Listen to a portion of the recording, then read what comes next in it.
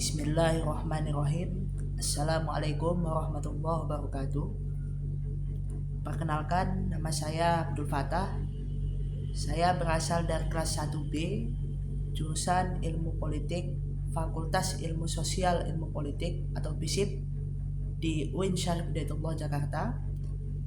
Nomor NIM saya adalah 12411 021 030 049. Dalam kesempatan ini izinkan saya untuk mempresentasikan hasil pemikiran saya dan pemahaman saya terkait definisi kalimat. Dan definisi kalimat yang saya bawakan ini ya dalam kesempatan untuk tugas UTS mengenai bahasa Indonesia ini itu berkaitan juga tentang EYD. Jadi kalau bisa dikatakan babnya mengenai ejaan kalimat dan paragraf EYD. Subbab yang saya bawakan ini adalah mengenai definisi kalimat sesuai pedoman EYD. Baik, definisi kalimat menurut pedoman EYD, kalimat adalah suatu satuan bahasa terkecil yang mengungkapkan gagasan, yang berisikan pikiran, dan yang berisikan perasaan secara lengkap. Saya ulang sekali lagi, definisi kalimat sesuai EYD, menurut pedoman EYD adalah suatu satuan terkecil dalam bahasa yang mengungkapkan gagasan, pikiran, dan perasaan secara lengkap. Dan saya juga mengutip kata-kata dari seorang tokoh ahli bahasa Indonesia terkemuka yang berasal dari Lembata, NTT. Beliau juga merupakan guru besar dosen di Universitas Indonesia, yaitu Bapak Goris Keraf. Beliau mengatakan pada tahun 1997 ini bahwasannya kalimat adalah satuan bahasa terkecil yang dapat menyampaikan pikiran yang utuh. Dan kalimat terdiri atas rangkaian kata yang disusun mengikuti aturan tertentu dalam tata bahasa, sehingga menghasilkan satu kesatuan yang memiliki makna.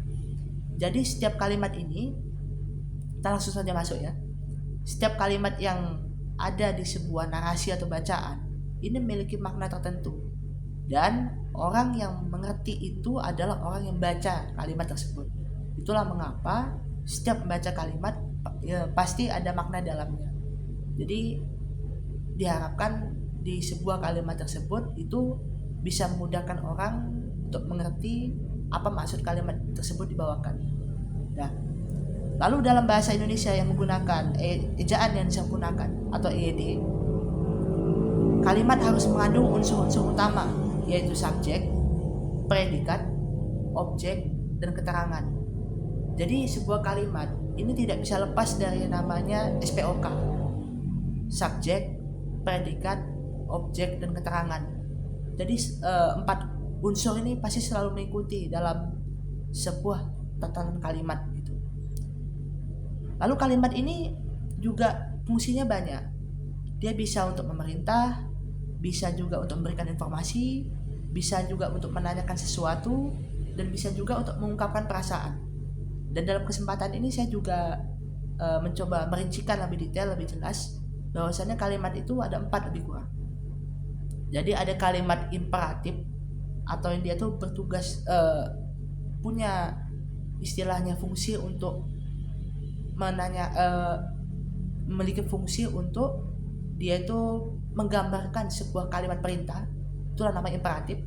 Lalu ada juga dia itu interrogatif, yang dia itu bermakna atau memiliki fungsi untuk menanyakan, interrogatif.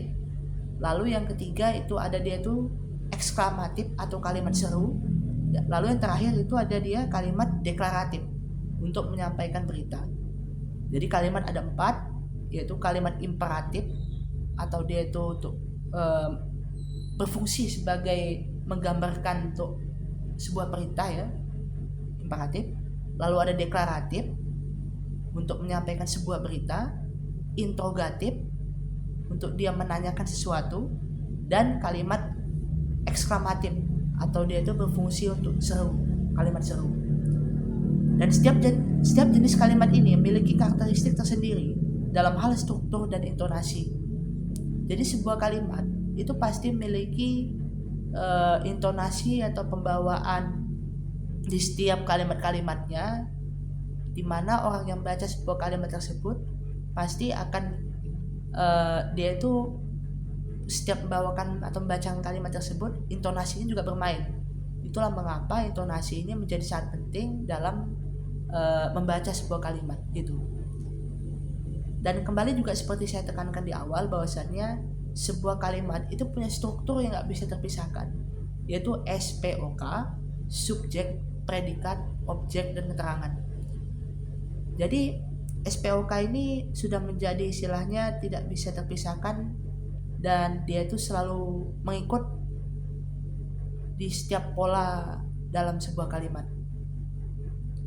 Langsung saja ke contoh biar tidak lama-lama.